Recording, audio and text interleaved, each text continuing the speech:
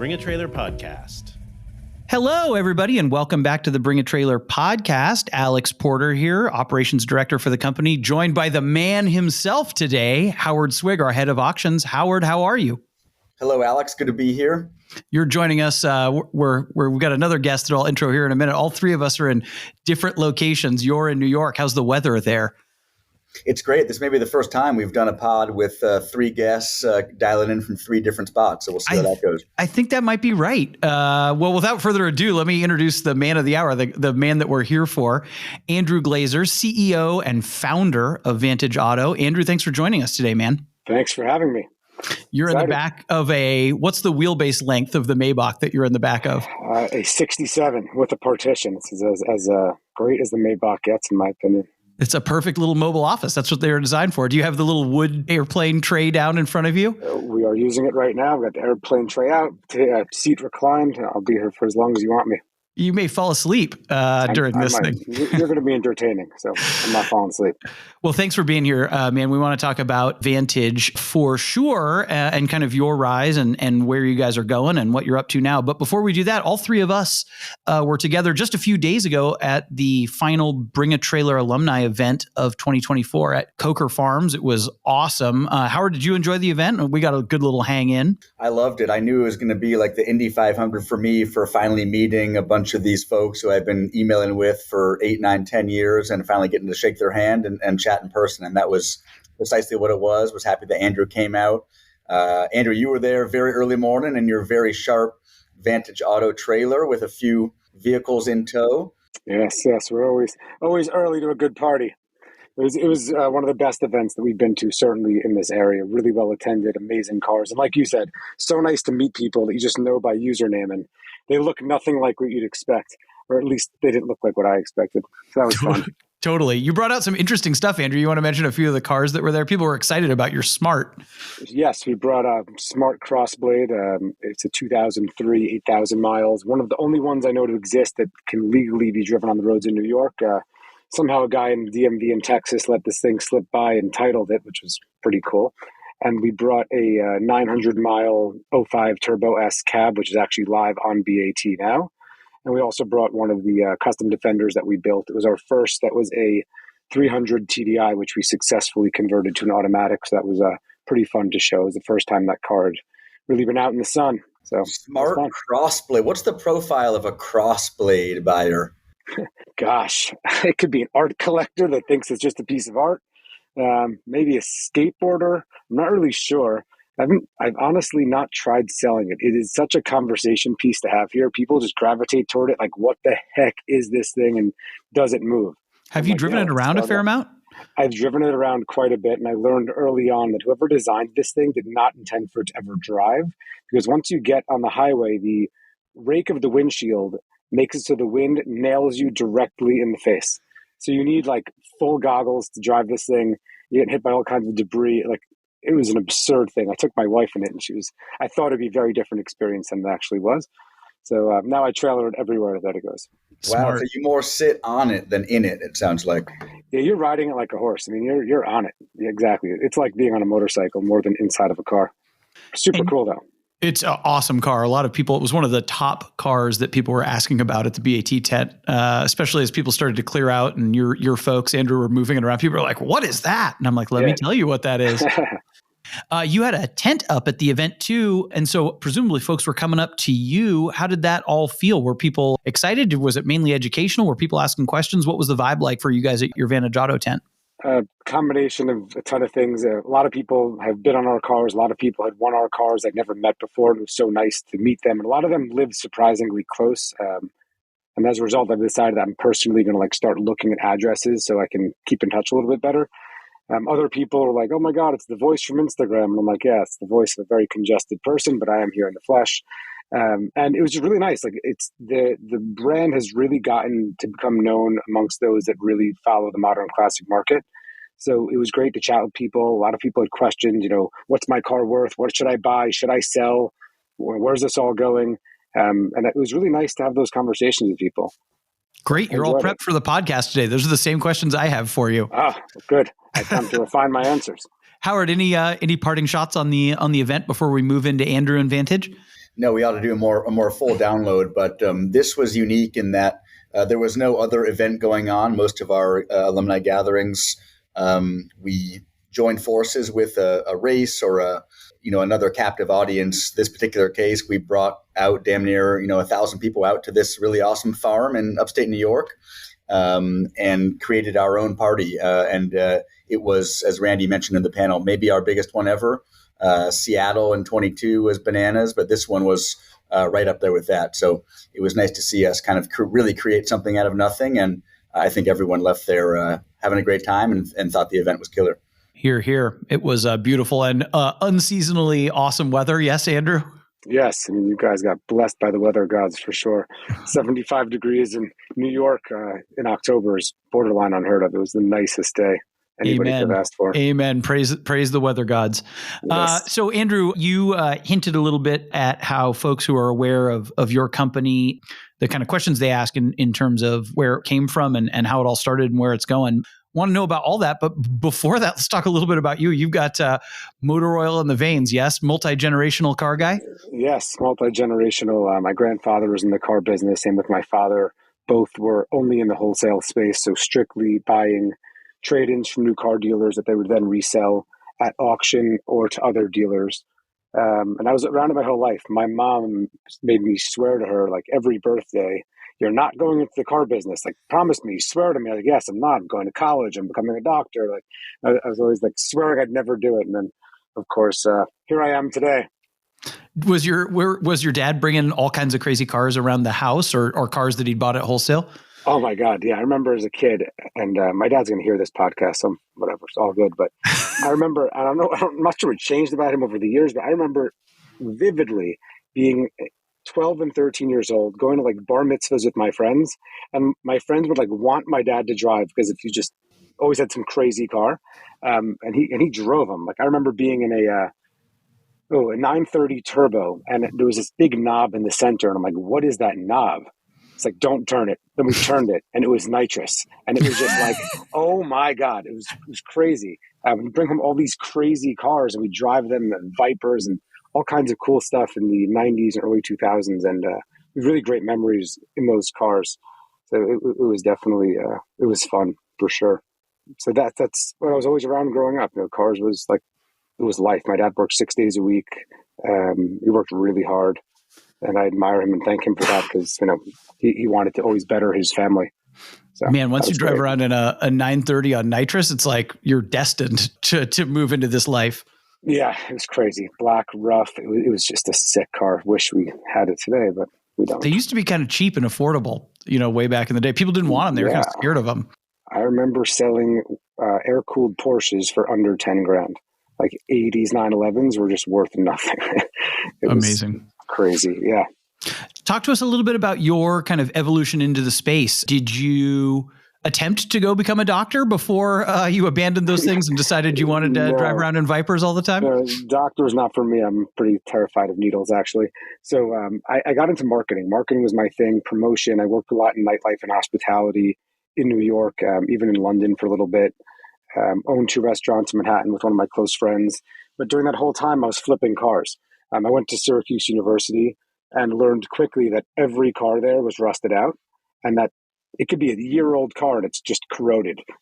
Quarter panel's gone. I was like, you know what if I started getting cars from my dad, bringing them up to Syracuse and trying to sell them? And I did that. I'd go to the parking lot at the airport in Syracuse with a truckload of cars and sell them. It was awesome. Like, wow, this actually makes money. I kept doing that. And then when I was 25, I decided I can't do nightlife for the rest of my life. I'm not going to survive living the 9 to 5 on the opposite end. I want to have a normal life, making some money with cars. Let me just go all in. And I made the decision really cold turkey to just get into the car business. And, I started with wholesale. I grew our company my dad was doing maybe 20, 30, maybe 40 cars a week. We were up to 180 to 200 cars a week. And we were jamming. I mean, we grew really quick. And I attribute that to being the wholesale world in general is full of a lot of characters, a lot of people with questionable ethics and morals. And I learned that if you're a good person in a bad space, you can actually do some pretty amazing things. We just kept going, worked with a bunch of big automotive groups, and we were doing 3,500 cars a year and really grew faster than I knew how to manage. It took getting the right people involved to really understand what was going on and how to be profitable, and where we were losing money, didn't even know it. So that was a really big learning experience for me. Come COVID, everything came crashing down. We had no inventory because there were no new cars or no used cars being traded in. And I had to decide quickly what to do. And by this time, I had hired my right-hand person. Her name is Ellen. And she quickly realized where our margins were. And they were in these specialty cars. So I kind of quickly changed our mission statement and said, listen, we want to be the biggest seller of cars in our region. Let's become the biggest seller of unique, modern, classic type of cars that are nostalgic, interesting, and just desired by everybody of our generation. I kind of went all in. No, not kind of. I did. I took every dollar I had. Dealers were fire selling everything. I took a huge gamble. I'm like, look, I think people are going to want cars and be stuck at home and want to go on weekend drives. I bought every Porsche, Ferrari, 350Z you could think of. I was like, you know what? We're going to bring a trailer. We're going to sell this Ford GT, see what happens. Rang the bell. I was like, all right, this is what we're doing. You've got the people, you've got the trucks, you've got the detailers, you've got the capital. We're changing. We're going after these crazy, weird cars. And that was the start of it. It came out of necessity, and it's the best thing we ever did. Our volume is down tremendously, which I'm completely fine with. Selling thousands of cars a year is absurd. It's tough. Yeah, as you pointed out, you really burst on the scene at BAT in that period. You are one of the few people who are approaching 1,500 completed auctions. It's a pretty short list. We can probably count them on one hand, the number of sellers that are at those sort of volume levels. Andrew, you have a real knack for finding crazy low mile examples of maybe not even like super sporty or interesting cars, but just like I told Alex I wouldn't, if I used the word unicorn more than once on this podcast, I would have to buy him something nice. That's once, Howard. If it comes twice, you owe me dough. But you do seem to uncover and discover these cars. So Alex and I would love to know like what's your process for that? I mean, I'd forgotten that an Acura even made an SLX. Same. 8-mile Dodge Dakotas and no-mile Buick LaCrosses and a million things in between. So talk a little bit about your thought process around discovering those cars and bringing them to market. So I try and find cars that, like you just said, people forgot existed, that when they see it, they're like, oh my God, crazy. I remember that car. Or cars that everybody had, but drove until they fell apart. So Honda Civics, Ford Explorers, Toyota Camrys. It's harder to find a low mileage 1995 Toyota Camry than it is to find a 95 Ferrari 348 with no miles on it. People don't drive Ferraris, they don't drive Porsche, maybe a BMW, but find like a low mileage 97 Ford Expedition with 8,000 miles. That's a unicorn. It's insane. It makes no sense. It defies logic. Who bought this car and didn't drive it? So the question of how do we find them? We look everywhere, and often people find us. Unfortunately, we find people in some situations where a loved one maybe passed away and had no plan for their 150 cars. And it's not easy to sell 150 cars to one person. You're doing one at a time, two at a time. It becomes a full-time job. So we make that sale really easy for the seller. And people often think we steal the cars we buy. We don't. I lose money all the time. I just want to own whatever's weird, nostalgic, and different. So I don't have a list of cars I look for. We just look for anything that's either in exceptional condition or has crazy low miles. Do you want to hear the story about the Dodge Dakota? This is a pretty funny story. I'll tell it to you in a nutshell. Yes, tell. So one of my buyers found this 8-mile Dakota RT on Facebook Marketplace. Start talking to the guy. Are you skeptical when you see that? Like already you got to be like, oh, something's wrong here, right? And that's another question I'm asked often. When you've done this for as long as I have, so I've been doing this for 20 years dealing with private sellers, in the first 10 seconds, I can tell if I'm buying your car or not. Oh, it was title in your name. No, it's in my uncle's name, and he's fighting in Iraq. God bless America. He's out there on the front lines, but don't worry, he signed the title already, and it was my dad's car. Okay, I'm done. I'm out. Thank you. So when you talk to somebody, this guy Howard's laughing. We've heard those stories a few I've heard the times. craziest stories you could possibly imagine, like absurd. Like I wish I recorded them and made a TV show just out of the story part. So my buyer conferences me on the line. He's like, meet such and such. His name is Rodney. Rodney's a corn farmer in the middle of Indiana, outside of Richmond, Indiana. And his dad was obsessed with Dodges to the point that he would go buy Dodges, drive them home, and never drive them again. He would just leave them. Unfortunately, he left a lot of them in barns that weren't watertight. Mice got to a lot of the cars, and they were.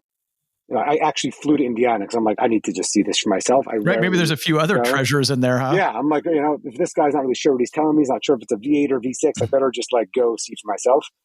I go there. It is literally middle of nowhere. I lost cell phone service. My wife thought I was kidnapped. It's apparently also there's a lot of drug trade that goes on in this area. So I go in.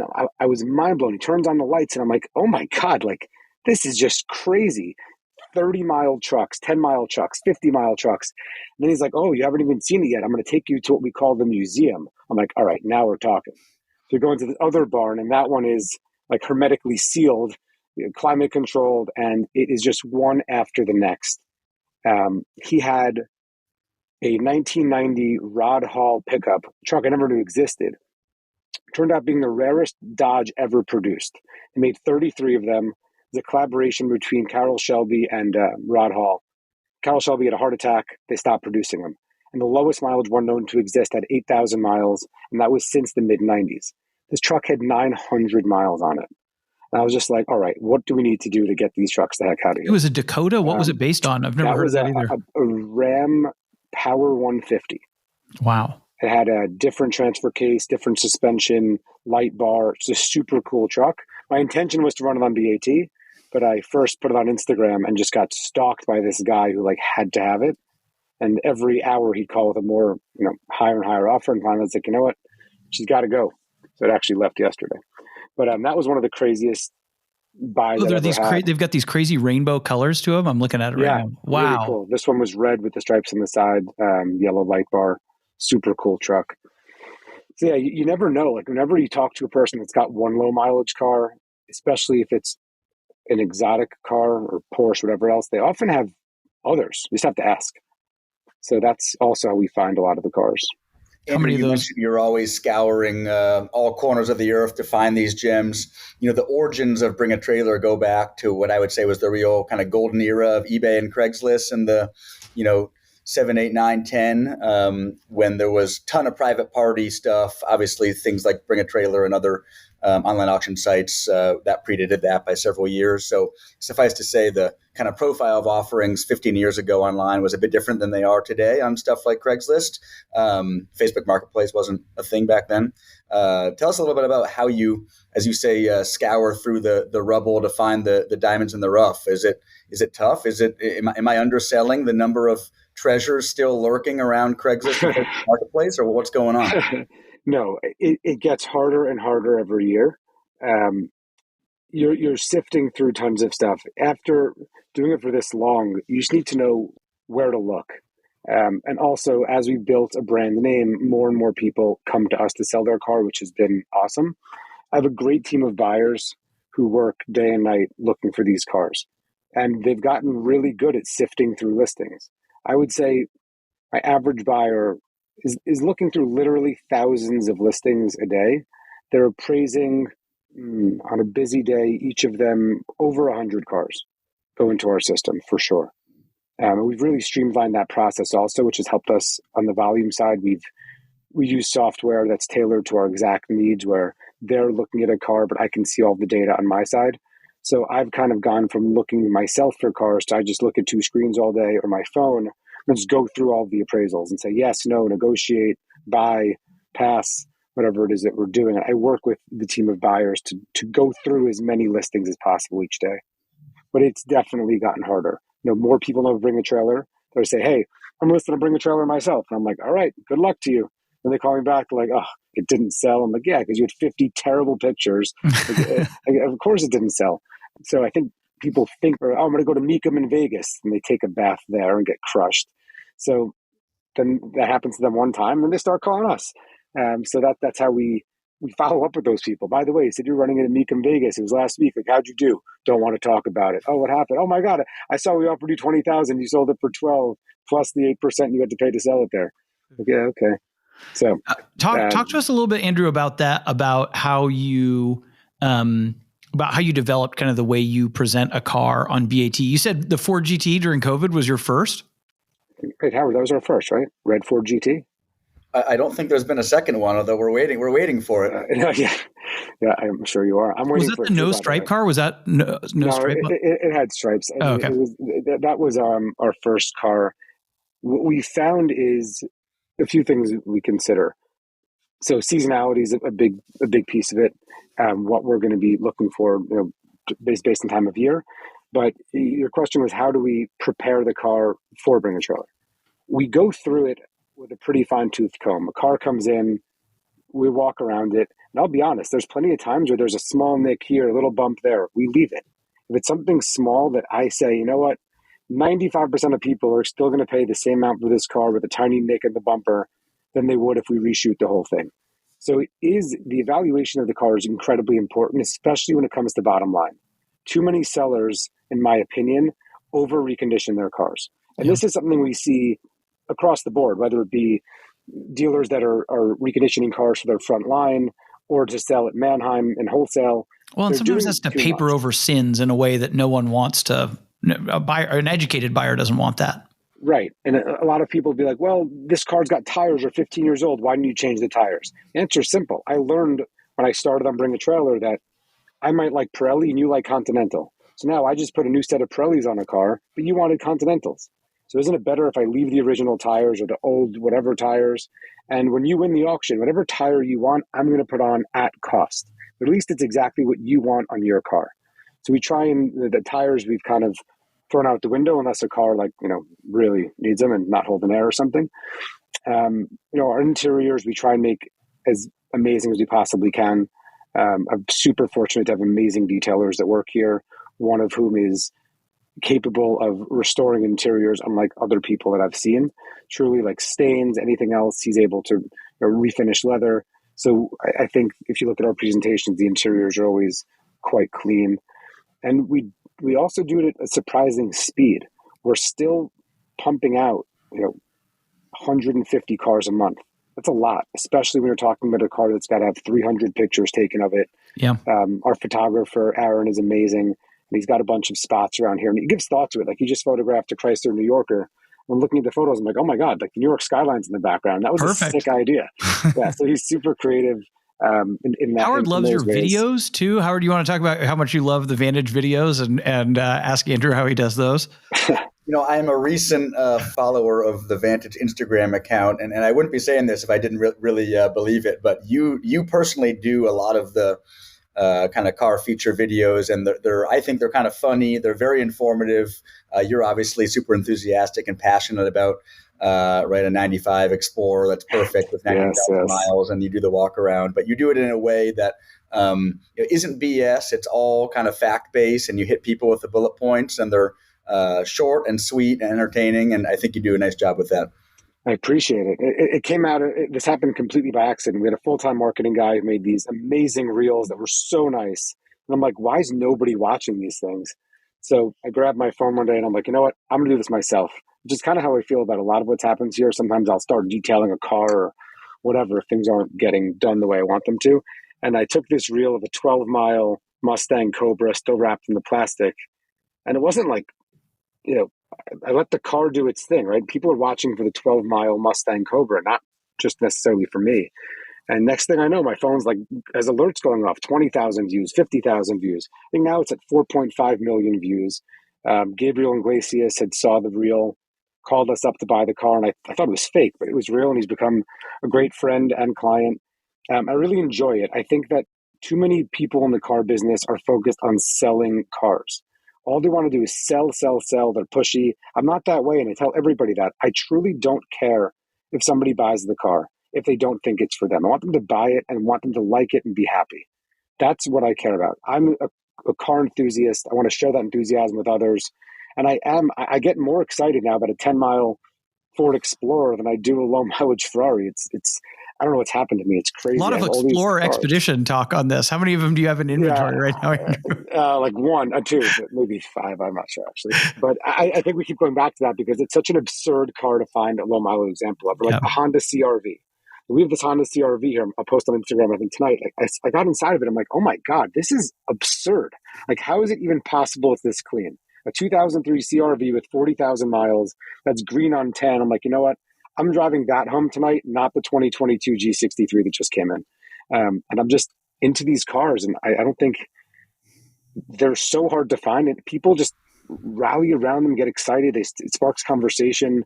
I really enjoy being able to share that with other car enthusiasts out there. Which one of you guys is watching auctions? I hear bids. One of you is watching them.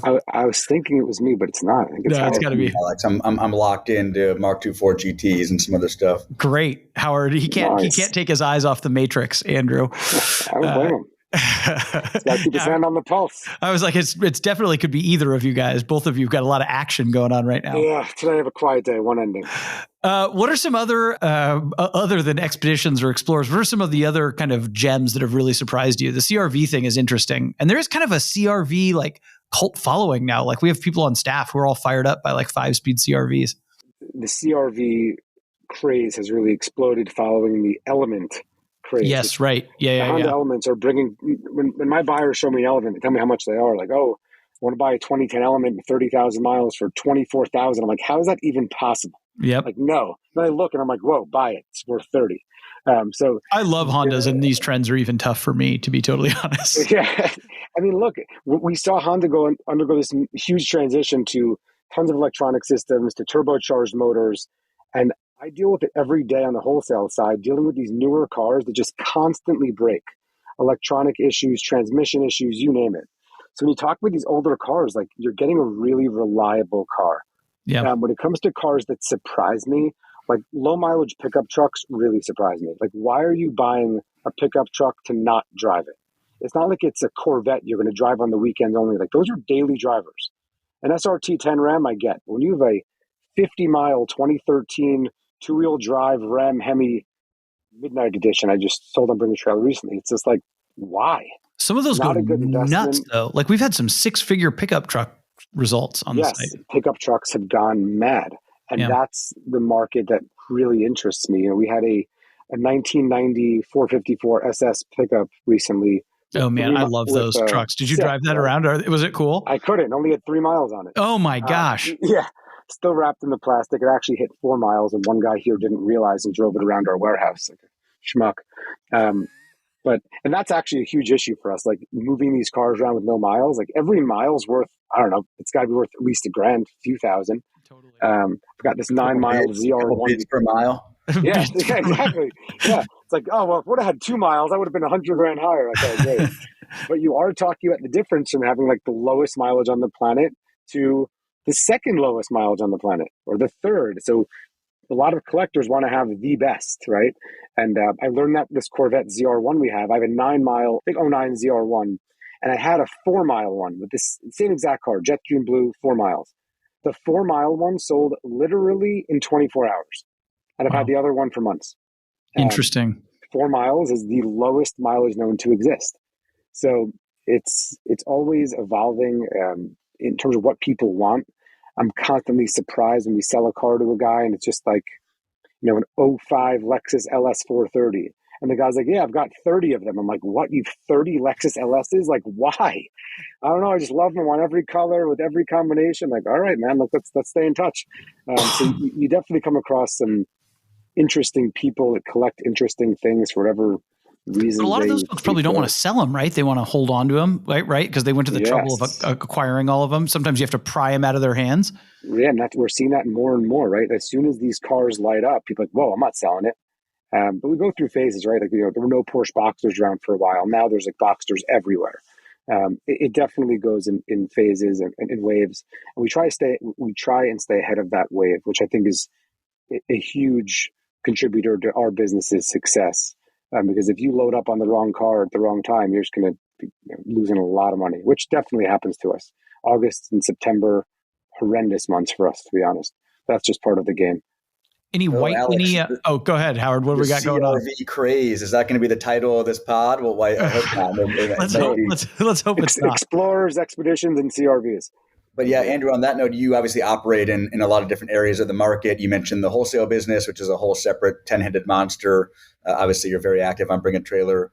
I think our community would love to kind of hear your thoughts and insights on kind of state of the market currently. I think for a lot of this late model stuff, I think there's a lot of dealers out there kind of scratching their head, trying to figure out the difference between wholesale and retail. And as you mentioned, like, it is cyclical, and there are times when the getting's good and times when, values and general interest and bids on a given model seems to be depressed. So do you have kind of your thoughts on what's hot, what's not, and advice for other dealers operating in the market? Sure. So I think since in July, we started seeing a decline. And I think I hit the panic button end of August. And I was like, this is going to get really, really bad. It all started with COVID. So much money pumped into the economy, everybody buying cars at really high prices. Now, 2 or 3 years later, they're going to trade in those cars to find out that their payoff, the amount they owe on the car, is thousands and thousands more than the car's market value. So that's preventing new car sales. Then you've got the new car manufacturers finally back online, pumping out new cars, loading up these dealers with more cars than they ever had. So now you've got increased supply, and you've got a lot of potential buyers that can't trade in their cars. This results in new cars being discounted dramatically. Like, I just got a message, you can buy a brand new S-Class for $7,500 off, plus 8% off the car, plus another $7,000 off if you're currently leasing a Mercedes. When you add up those numbers, you're talking about like $25,000 to $30,000 off. So now what does that do to all the 22, 21, 2020 S-Classes? Pushes them all down. You look at Tesla, the exact same thing. Elon Musk announces dropping all the prices. Next day, everybody's fire selling Teslas. You could have bought a Model 3 Tesla right after that for $15,000 when Hertz was like fire selling them. It was crazy. So you have that going on. We're in an election year, and I'm not saying who I want to win. And at this point, I truly don't care who wins, because people are they're uncertain. And when there's uncertainty, people aren't comfortable spending money. And I'm not talking about like just people that have to watch what they spend. I'm talking about clients I have that have over $100 million, that have huge collections. They're just doing nothing right now except waiting. And for somebody like me, that's really hard, right? When everybody's waiting, you end up getting people that are coming in and just stealing cars. But like I tell everybody, our company's not equipped to just hit the brakes and stop. We don't stop selling. We'll sell all the way up. We'll sell while we're up. We'll sell on the way down. We'll sell and back on the way up again. That's what makes us unique. Other dealerships will go out of business. And I don't wish this upon anybody, but markets like this put dealerships out of business. I try and help other dealers. Met with a new car store today, 150 used cars in stock. If he had to get rid of the cars today, he'd lose money on over 130 of them. Now, did he over recon some of them? Yes. But he also, his average age is 50-something days, and the market is moving faster than it ever has. So if you're a dealer, you've got to get these cars in and out at record speed. Our average turn time right now is under 14 days. Average in the car world, dealership world, is usually anywhere from 30 to 50. And we've got to do it, because if you're taking in a regular car, 2020 Audi A4, it could be worth $2,000 less next week. So it's become difficult to predict, but I think our future is bright. I think that after this election, we'll see interest rates go down again. I do think, unfortunately, there will be more repos than ever before. We just had JP Morgan had us appraised in a McLaren they're repoing. I know of a Rolls Royce being repoed, guy didn't even make his first payment. These are things you never saw 2 years ago. So I think right now, if somebody's looking to buy a car, load up.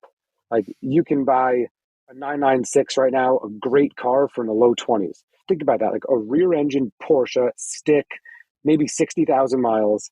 That's an awesome car for like $23,000. How are you going to lose? I'm losing. Yeah. I own the car for 30. You're paying 23 for, so like, sucks for me. But for you as the buyer, it's amazing. I say to myself, some of these cars selling lately, I'm like, how is it even possible? Like, it just doesn't make sense. But after talking to people, and we really try and stay in touch with car enthusiasts and previous clients, whether it be on Instagram or email, about how do they feel? And that's one of the most powerful things about social media for our business is that comment section. And same on Bring a Trailer, hearing how people comment. If you read my comments, Howard knows my comments. You guys like to moderate me sometimes. I go after people for spreading misinformation. And it's easy from behind a keyboard to say, oh, market's tanking. Like, where's that person when cars continue to set records on Bring a Trailer? Where are their comments at that point, right? Yeah.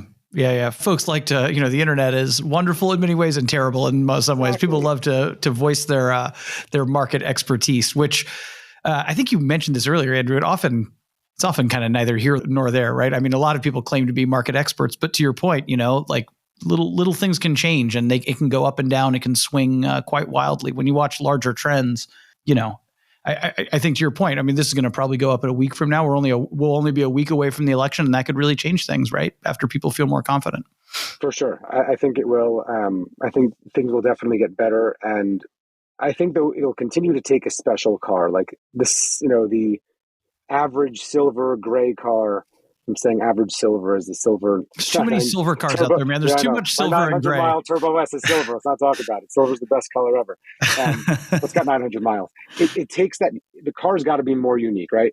And you guys continue to get amazing numbers for these really unique cars. They've got to be special. They've got to be unicorns. If not, they're just average and not totally. My opinion on that is the market is always good for those cars, right? Kind of regardless of what's happening. A really great car or a car that you can't find somewhere else, especially if it's got a good presentation, right? And a reliable seller behind it, like that's always going to bring a good result.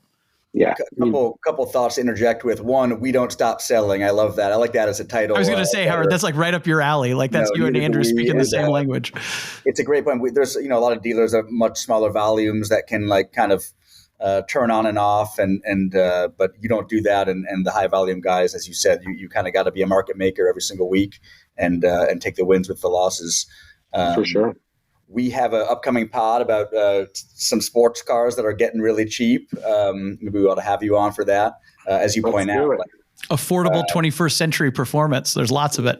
No, it's when you march on and markets go in cycles, like stuff like Alex. I mean, I don't want to give away all my picks, but stuff like Audi S5s, RS5s, like 2016 GT3s or GT350s. Yes. Andrew, you mentioned a few. Like if you got, we could do a $30,000 and under deal, and or I don't know, pick your price threshold. But it's crazy some of the value you can get out there now. Completely agree. From an investment perspective, I have some clients that are just loading up now. I have one who just built another warehouse to start filling. And it's funny, we spoke yesterday, and he's going to sell a lot of what he has just to free up the capital and buy different cars. So he's got a 93 Supra Turbo with 30,000 miles, red window sticker, like perfect car. He actually stick or an automatic stick. Wow. And so what do you think it's worth? What do you want for the car? So what do you think it's worth? I'm like, listen, like you're a car guy. You've got a ton of cars. He's like, I think it's worth 150. I'm like, I think it's worth 120. He's like, well, you know what? I paid 30 grand. So does it really matter? And I'm like, oh my God. But he has successfully picked the right cars. He's got a 3,000 mile Mitsubishi 3000 GT VR4 in metallic green with 5,000 miles. And he bought all these cars right. Those cars now, even in this quote unquote bad market, are still doing absurd money. And he's going to start buying, Civic SIs, Integra Type Rs, 996 Porsches, anything with a V8, any Bentley with a V12, or W12. So I think that in every market, no matter whether it be overall good or overall bad, there are still peaks and valleys to take advantage of. And Howard, that would be a super fun episode to do. So I could be a part of it. I would love to. I could bring a lot of. He's already said too much. He said too much about it. Out of curiosity, are you going on record on this date saying you think this is a bad market for used car dealers, or it's more nuanced than that? This is the worst market dealers have ever experienced since 2008. And I would argue that it's going to be even worse than 2008, only because of how much negative equity there is on all of the cars people currently own. I know dealers that are so flipped It's crazy. And when their floor plan comes due, there's going to be a lot of problems. You're going to see. Is the reason you say that because inventory they've bought in the last 6 to 12 months has decreased in value substantially, such that they are saddled with a bunch of stuff they're underwater on, or what? That's part of it. And we're even talking about dealership groups, big dealerships that have inventory they bought in August that they're underwater on. Guys that in the specialty market, modern classic, if you bought a car a year ago and you're just waiting for the day to make money on it, you're just losing more and more money every day. And this is an argument that Ellen and I have on a daily basis. She makes every day, she prints out a list of cars, maybe once a week. She's like, this car's 200 days old, 260 days old. What are you doing to sell this car? And I'm like, Ellen, relax. Like, there's not another one out there. She's like, you know how much it costs us to like hold this car? It takes up a spot. And like, look at the market. It's going down. Like, what are you doing? And she's not wrong. You got to cut them loose, take the loss, and move on. Nobody likes losing money. In the business, at least that we're in, if you're doing volume, you need to take the loss. Cut it loose, forget about it, and move on.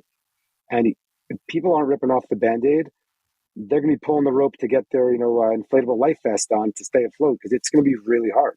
And I will go on record saying that, like, if you're not prepared, this is going to be really, really tough. So yeah. We've tailored what we're buying. We're more specific. I will never stop buying. Question for you, Andrew. I Sure. wonder, a couple of years ago when the market was like ridiculous, like white hot, whether you think people kind of overextended themselves or took out money or whatever, and are now kind of sitting on something that maybe wasn't the greatest investment in the world. So that makes them hesitate to cut it loose now. Think about it like this. And for me, it's an awkward conversation I have with people. You were on Bring a Trailer, what year is it? 24. So in 2022. And you bid on a 2011 Jaguar XJ I was selling with 30,000 miles. And it was the nicest one. It was white on parchment, perfect car. And you paid $39,000 for that car. And it's in the book for 10. And you call me now 2 years later, hey, you've got this car on your website. I want to trade in that Jaguar. And I'm supposed to tell that guy it's worth less than half than he paid? Yeah, it's not worth 45 now. Right. So there was so much money printed by the government and given out during that time, the demand outweighed the supply. And now there's been this tectonic shift. We've done a 180. It's the other way around. Yeah. I can't, if you look at our listings, we're not selling that type of car anymore. Yeah. We lost enough money, enough time, and then we're like, okay, probably should stop selling these things. Are there any, this is like a little bit off topic, Andrew, but I was thinking about it earlier. Are there any, and you mentioned the white Jaguar, so it made me think about it. Are there any white whales out there for you? Are there any like cars where you're like, man, I'm looking for one of these, or here's a car that was kind of humdrum, but if I could find the 10-mile version, it would be, I would have the first one. That's like the preservation class car. It's a great question. I used to want the lowest mileage one to keep myself. And I realized, like a lot of other, I think, car guys have, it's not so much fun to always look at the car and not be able to drive it. Yeah. So you can't enjoy it. Like, you go to your garage, you stare at it, you wax it, like, you start it up, you move it 2 inches, and you go inside. To me, that's not fun. So my goal was, when I was younger, I didn't grow up with a lot of money. I was fortunate that, I had a house and everything else, and very lucky in that way. But we didn't I had dreams, and I'm so fortunate that I'm in a place now I never even dreamed of being. I was like, you know what? I'm going to buy every car that was on my wall as a kid. And as of last, I think January, I successfully did it. And after I did it, I'm like, all right, now I'm just going to sell them. And I've become a little bit immune. But the car that I'm dying for, it was a Ferrari 348, because every one I find is just as nice as people say it is. It's just never nice enough. I finally found the nicest one that I bought a few weeks ago. So I've got that one. What's the best spec on those? Is it a coupe? Is it the Targa? It depends who you ask. It's probably the Targa, but yeah, okay. This one's a Spider. I would love a coupe or a Targa, but I really wanted condition over everything. And I can drive it. It's a 16,000 mile car, and I've really been enjoying it.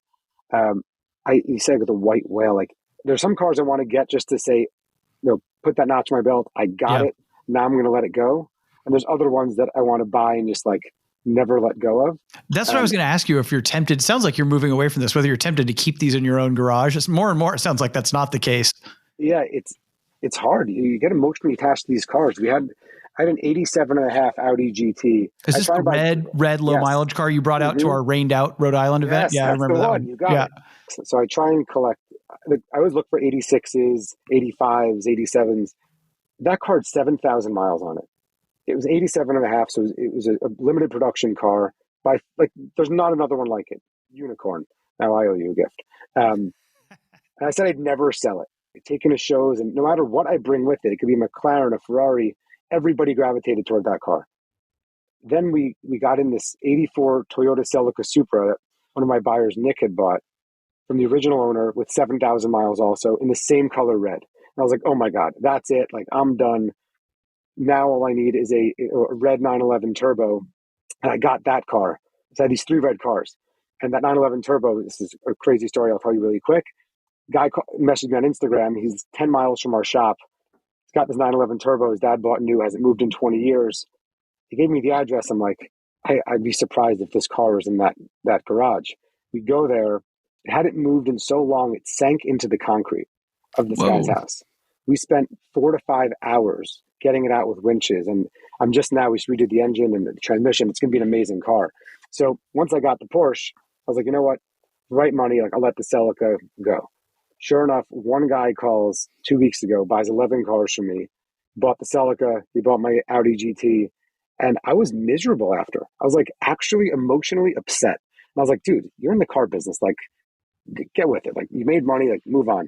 I'm still really upset about it. So you do get attached to some of them. Because you're worried you won't find other ones like that, or why? Yeah, I mean, you come to terms with the fact that you're never going to find another one like it. There's just not another one. Other cars, it's like, look, we'll sell you'll think you'll never find a better one, and then sure enough, you're like, whoa, get a 20,000 mile CRV, there's an 8,000 mile CRV. But when you get to these single-digit mile cars, you know that you're never getting them again. And I feel like as an automotive enthusiast, I'm like obligated to have amazing cars here when people come here. If you're a client coming to pick up your car, I feel like I've got to have something cool to show you. Yeah. And after this guy bought those 11 cars, I'm like, oh my God, like I need to figure out the heck to buy because like people are gonna be let down when they come, and I don't want that to happen. So then you go crazy trying to fill the void. That's a good segue into kind of one of my parting questions here, Andrew, which is what's next for Vantage? Like obviously filling back up the inventory with as much special stuff as you can, but what else you got kind of on the horizon? What do you want people to know about? So we are working on a bunch of really exciting things. So we're in the middle of a complete renovation of our main warehouse, which will become an experiential place for people to actually come hang out. We'll do some really cool have an actual office, so you don't have to take meetings from the back of a Maybach anymore? Yes. Believe it or not, we do. Actually, no, right now I don't. But I will have a really nice office as soon as this town decides to give us permits to continue the construction. I might have started the construction without the permit, which a little mistake I made. So we'll have a great place to come visit. We're working on some really cool content. We're really building out our social media business. I'm going to call it like on tour, doing events around the country at different dealerships where we're going to bring some really awesome modern classics and try and drum up this, like activate this society that exists for modern classics. If we think about automotive events, what you guys put on was amazing, but when you look at concourse events, they're focusing on these older cars, 30s, 40s, 50s, 60s, some newer stuff mixed in. What about a modern concourse? What about getting all of these 80s, 90s, and 2000s cars together? I think that will be really cool, and that's what we hope to do, partnering with different dealers around the country and different sponsors that are aligned with us. So look out for that. The CRV/Element class? Oh, yeah. I mean, we'll do a little better. We're going to tailor it to the place we're going. So like November 2nd, I'll be in Pittsburgh at a Lincoln dealership. We're bringing a 340-mile 98 Lincoln LSC. So that'll be cool. If it's a Chevy store, we'll bring out a really low mileage Chevy. So we'll try and curate it like that. Cool. And we're preparing now for another round of expansion. We're ready, once this new facility is done, to begin buying more cars. So we've just onboarded 3 new full-time buyers that will be working on site.